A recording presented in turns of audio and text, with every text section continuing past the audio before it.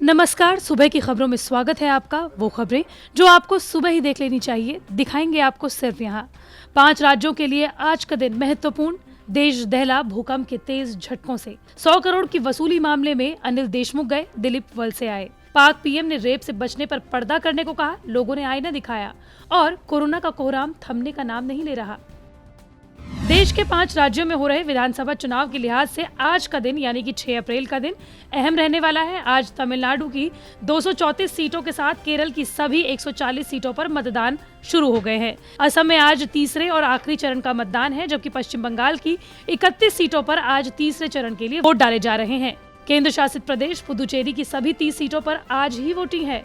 बंगाल और तमिलनाडु में जहां तेज सियासी घमासान देखने को मिल रहा है, केरल में ताबड़तोड़ रैलियां हुई, तो पुदुचेरी में बीजेपी पर आधार कार्ड की जानकारियां इस्तेमाल करने के आरोप लगे। तमिलनाडु में इस बार नजर इस बात पर है कि क्या AIADMK हैट्रिक लगाएगी या फिर एक दशक बाद राज्य की सत्ता में DMK की वापसी होगी। 6 करोड़ 28 लाख से ज्यादा मतदाता 234 विधानसभा सीटों पर प्रत्याशियों के भाग्य का फैसला करेंगे। केरल में साल 1980 के बाद से CPIM के नेतृत्व वाले लेफ्ट डेमोक्रेटिक फ्रंट और कांग्रेस के नेतृत्व वाले यूनाइटेड डेमोक्रेटिक फ्रंट राज्य में एक के बाद एक करके सरकार बनाते रहे हैं, लेकिन दोनों ही दलों को लगातार जीत एक बार भी नहीं मिली है। इस बार नजर इस बात पर होगी कि क्या UDF LDF का तिलिस्म तोड़ेगी। राज्य में 2 करोड़ वोटर्स 140 सीटों के लिए 957 उम्मीदवारों के भाग्य का फैसला करेंगे। पश्चिम बंगाल में आज विधानसभा चुनाव के तीसरे चरण का मतदान शुरू हो चुका है।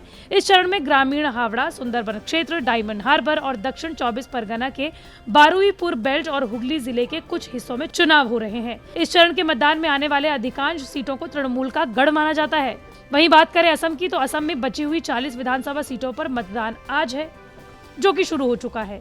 अंतिम चरण में वरिष्ठ मंत्री हिमंत बिस्वा शर्मा, उनके 5 कैबिनेट सहयोगियों और भाजपा के प्रदेश अध्यक्ष रणजीत कुमार दास सहित 337 उम्मीदवारों के भाग्य का फैसला होगा।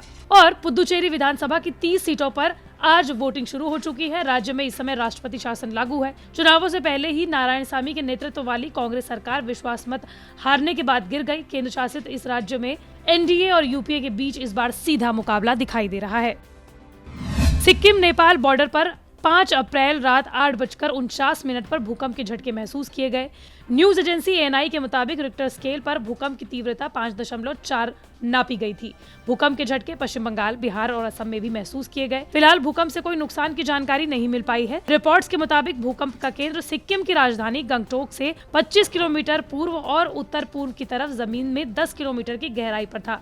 रिपोर्ट्स के मुताबिक बिहार की राजधानी पटना के साथ राज्य के पूर्वोत्तर जिलों अररिया, पूर्णिया और किशनगंज में भूकंप के झटके महसूस किए गए। इसके बाद लोग घबराकर घरों से बाहर निकल गए। मध्य बिहार, गंगा के तटवर्ती जिलों मुंगेर, औरंगाबाद और भागलपुर में भी लोगों ने भूकंप के झटके महसूस किए। आपको बता दें कि इससे पहले बिहार में 15 फरवरी को भूकंप के झटके महसूस किए गए थे।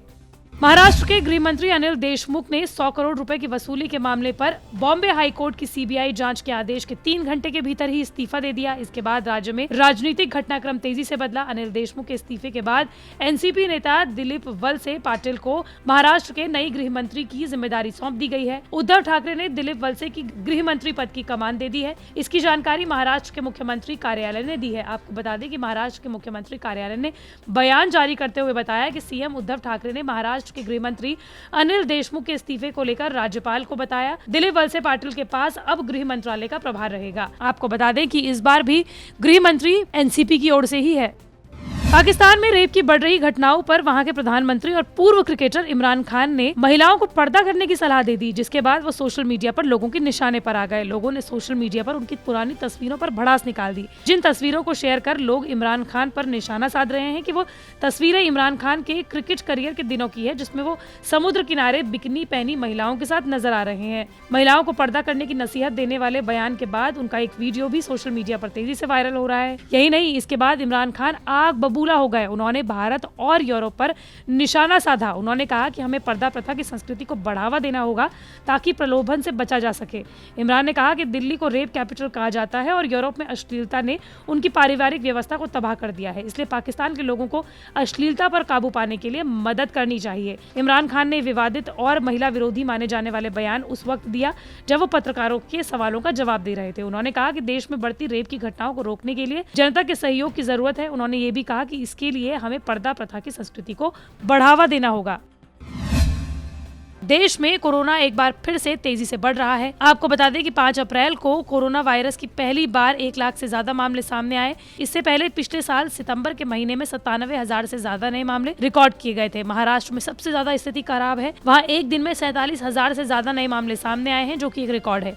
इसी के चलते वहाँ कई प्रकार की पाबंदियां लगा दी गई हैं, जैसे कि मिनी लॉकडाउन कहा जा रहा है। आपको बता दें कि देश भर में जो लगातार कोरोना के मामले सामने आ रहे हैं, उसमें 91% 10 राज्यों से आ रहे हैं। आपको ये भी बताते चले कि महाराष्ट्र के मुख्यमंत्री ने प्रधानमंत्री नरेंद्र मोदी को चिट्ठी लिखकर वैक्सीनेशन की आयु सीमा में छूट देने की मांग की है।